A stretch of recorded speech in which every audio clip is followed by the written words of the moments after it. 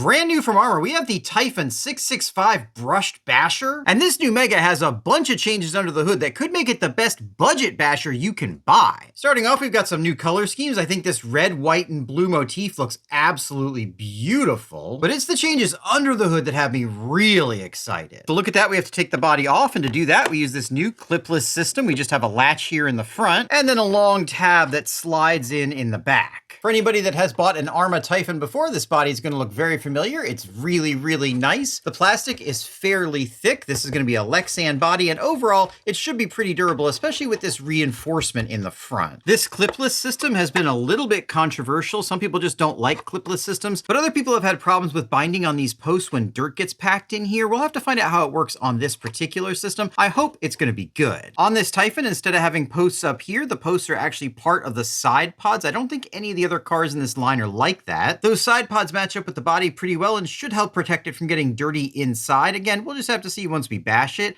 We do have the same open area in the front here where rocks and pebbles can get in on the steering. Some people have a lot of trouble with that. Some people have no trouble with it. It just depends on what kind of train you're bashing on. What I'm really interested in taking a look at, though, is inside here. We've got a new replacement for the slipper clutch that I don't think we've ever seen in a vehicle before, and it goes along with this giant 665 can motor. Arrma was nice enough to put a fan and heatsink on this motor, which is really good because these brush motors can get pretty hot. We are going to push this thing though and see just what it can take. As of right now, it's being powered by a 2-in-1 ESC, which looks a little bit different from what we've seen before and has a feature on it that I think people are going to be really happy to see, and hopefully we start seeing on all of these 2-in-1s. And that's the ability to take this 40 amp 2-in-1 receiver ESC combo that normally runs off this SLT2, and using these pins right in here, connect an external receiver to it. Recently, a bunch of the higher end Spectrum transmitters, including this DX6C, were updated so they can run the SLT protocol, but hopefully that little port there is going to let us run whatever receiver we want.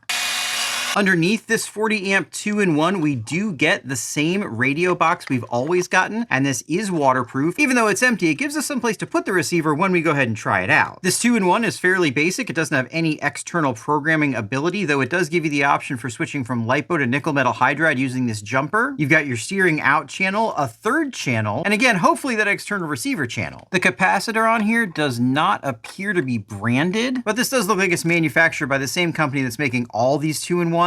Overall, seems like a pretty decent setup, and most people who buy a car like this probably are never going to upgrade this anyway, though we will definitely be doing that in this video. Next to that, we have the Servo. I'm not sure what they're running in here. And survey says it is the S661. I don't think I'm familiar with that number.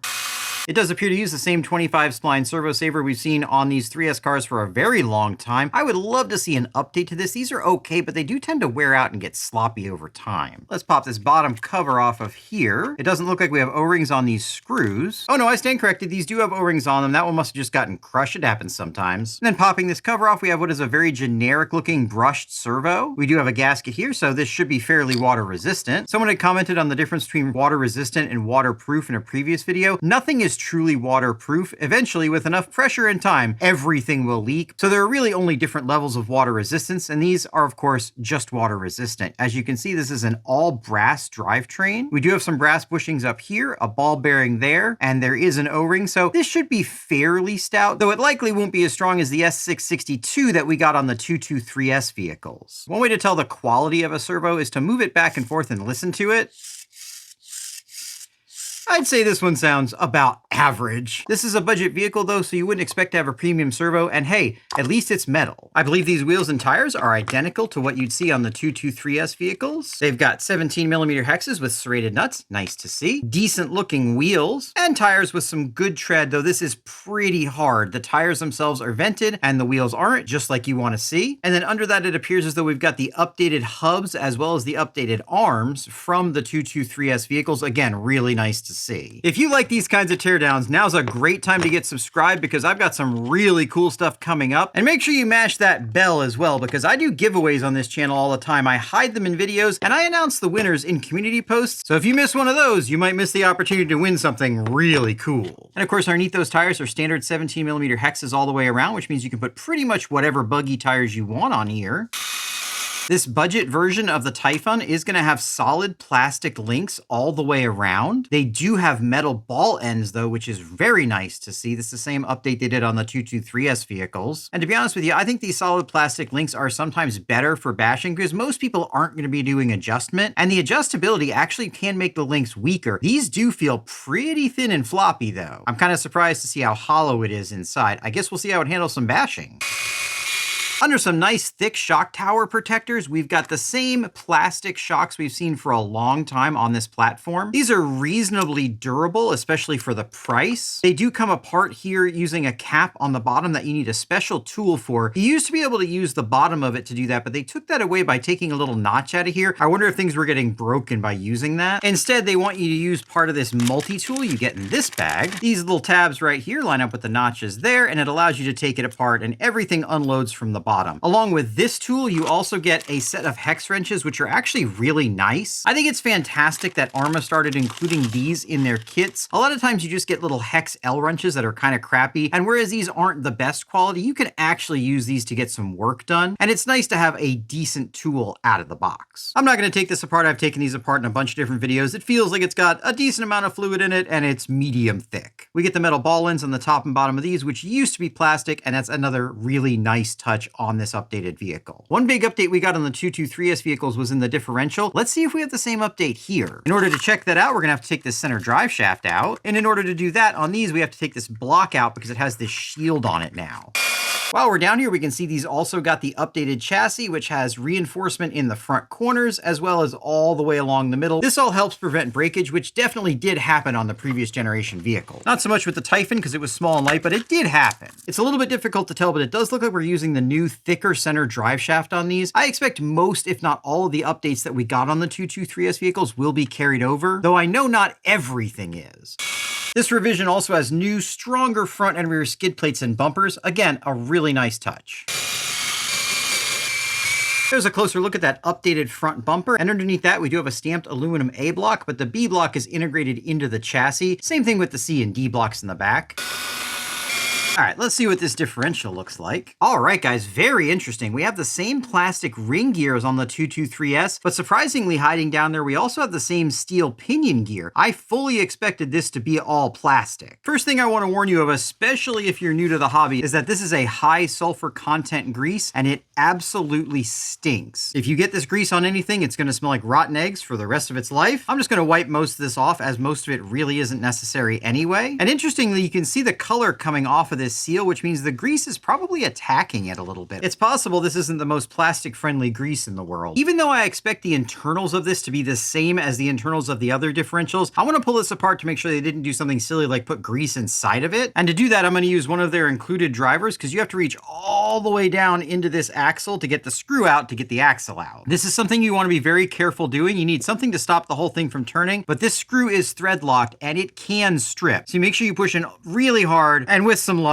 she'll come right out of there. I would say 90% of the time these screws come out without any trouble, but occasionally they can be problematic, so it's definitely something to be aware of, and don't take these apart unless you have to.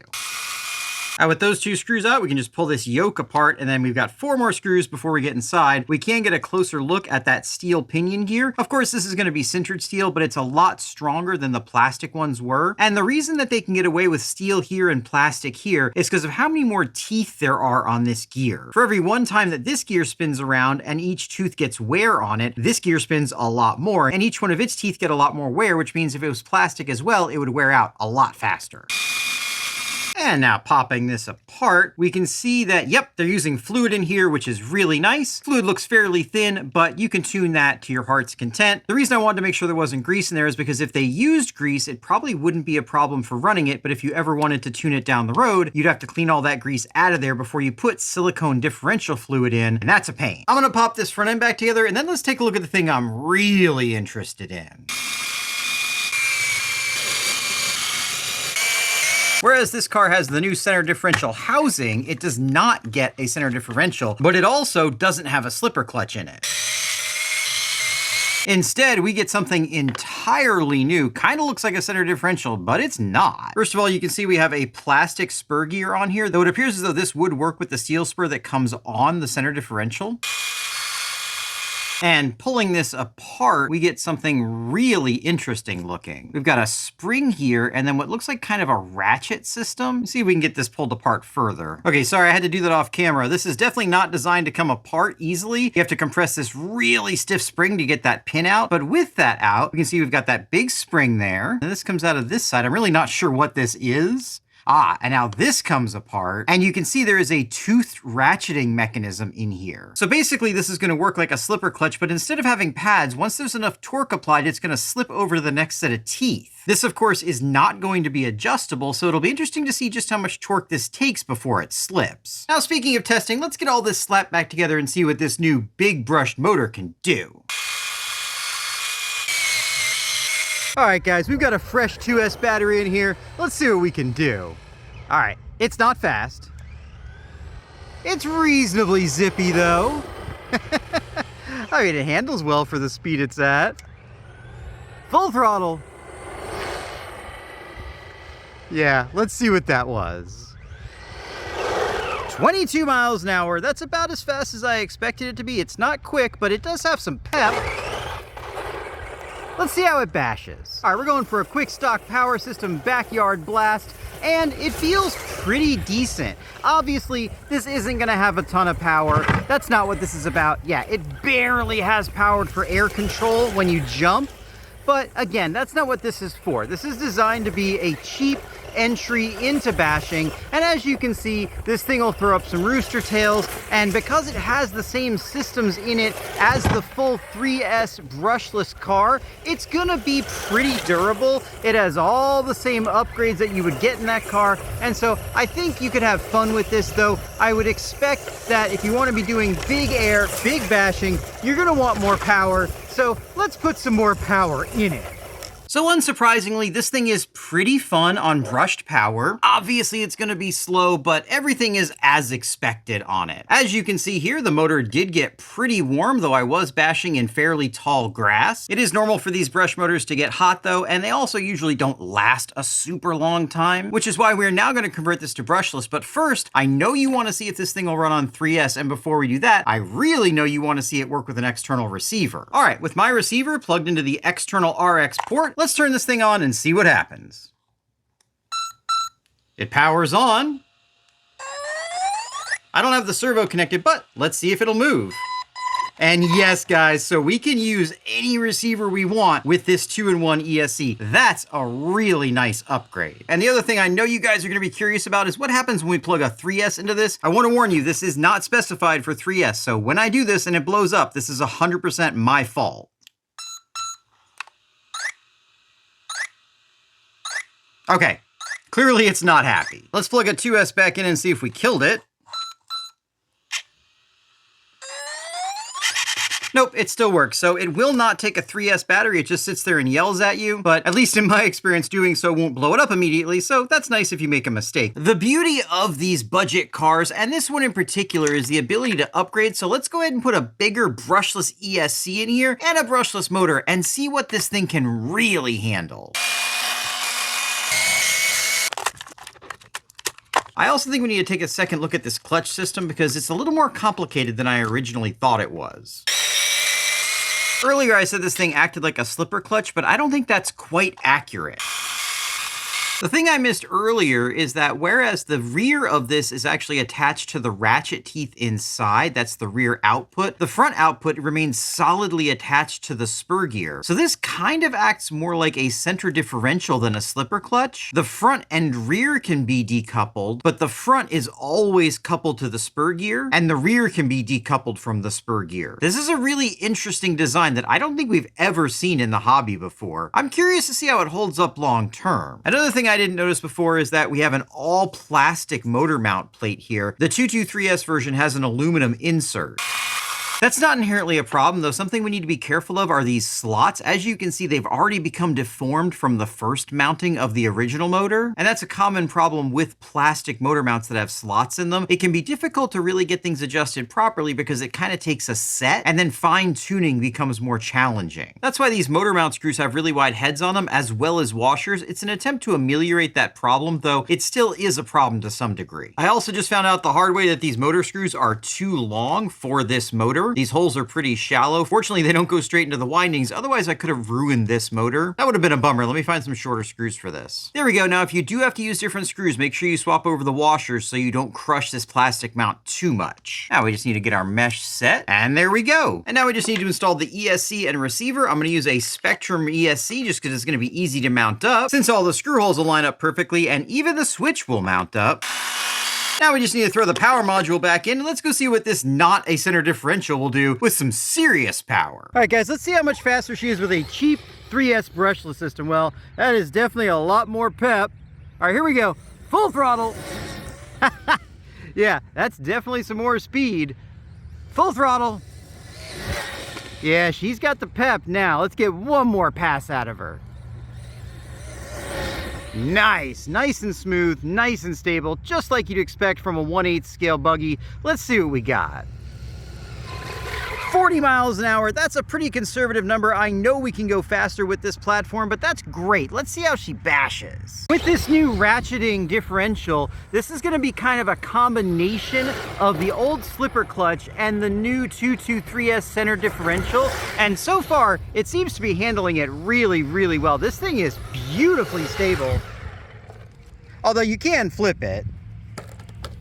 Being a buggy, it's pretty hard to, and this thing feels really nice. We can actually lift the front tires off the ground, and with this gearing, which again is pretty conservative, and this is a fairly cheap power system, it feels really, really nice. And I think that's gonna be the beauty of this car. You can buy it for a cheap price, and then later you can upgrade it to whatever you want, given that it has all the same hardware in it as the 223S vehicle, except of course that center differential. Let's see if we can hear that ratchet action happen.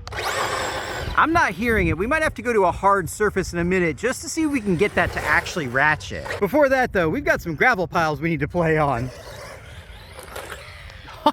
That was a good jump. Sun's kind of in my face this morning, but it's still fun. This pile's more like a ramp. Let's see if we can get a good jump off it. Let's get some speed up. Here we go. Woohoo! Ah, she likes to land on her wheels. That's nice. Man, I forget just how good these Typhon 3S buggies are.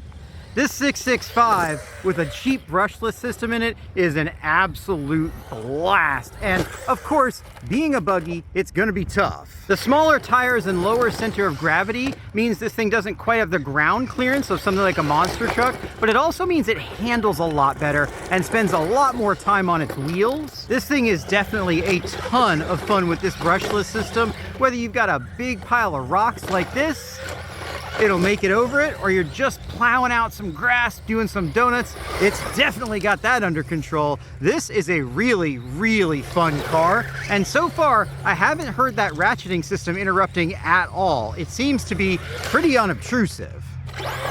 Let's see if we can get that ratchet system to activate on some asphalt.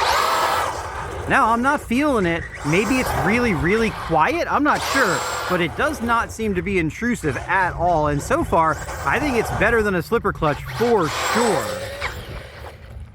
Of course, in order to be a real basher buggy, it needs to be able to jump and be durable. Nice, lands flat, lands soft, love it. Let's see if we can do a backflip. Obviously, none of this stuff's really going to be possible with the stock system, but that's not really what it's for. Oh, not quite. With more gearing, we almost certainly could, oops. With more gearing, we almost certainly could get this to do a backflip, but again, it's a buggy. That's not really what it's made for. Let's get some more air. Yeah! All right, let's do one big crash on purpose just to make sure it's not going to break. Okay, well that didn't work. Let's try that again. Maybe it won't land on its wheels this time. Oh! Okay, that was a good hit. So what do I think about the new 665 Arrma Typhon? I think this thing is pretty cool. Overall, I'm very happy with this not a center differential. I was pushing it pretty hard out there and I didn't have any problems with it. I didn't hear it activate, but I'm assuming it's doing its job. There's no way to adjust it, so however they have it set up is how it works. I did a bunch of full throttle passes on dry asphalt with this brushless system and really did not notice it at all. The brushed system that comes with it is perfectly adequate for what it is. It's really nice. You can hook up a different receiver to it. I will say this motor does get pretty hot when you put it under a serious load, but that's brushed motors for you. They just don't have the efficiency that a brushless motor does, and the inclusion of the fan is a nice touch. But I think the beauty of this thing is its upgradability. Other than the not a center differential, this thing's basically the same as the 223S version. You don't get the adjustable links, but these non-adjustable ones seem fine, and most people that are bashing aren't going to be adjusting these anyway. This 665 version is a full $100 cheaper than the brushless version, and that's a lot. If you don't need a lot of power, you're just getting started, you're buying it for a kid, and you don't mind spending some money to upgrade down the road when you do want more power, this could be a pretty good deal for you. That being said, if you already know you're going to want to go more than 22 miles an hour, my recommendation is just to get the 223S version. Even if you buy a cheap brushless system for this, you're going to end up spending close to that $100 to get up to what this thing is right now. And if you get the 223S version, you do get that center differential and the adjustable links and a few other nice bits and pieces. Overall though, for what this thing is, I think they did a really, really good job, and especially with the way prices are going right now, I think it's priced pretty fairly. Speaking of good jobs, if you think I did a good job, why don't you go ahead and subscribe and then check out one of these videos.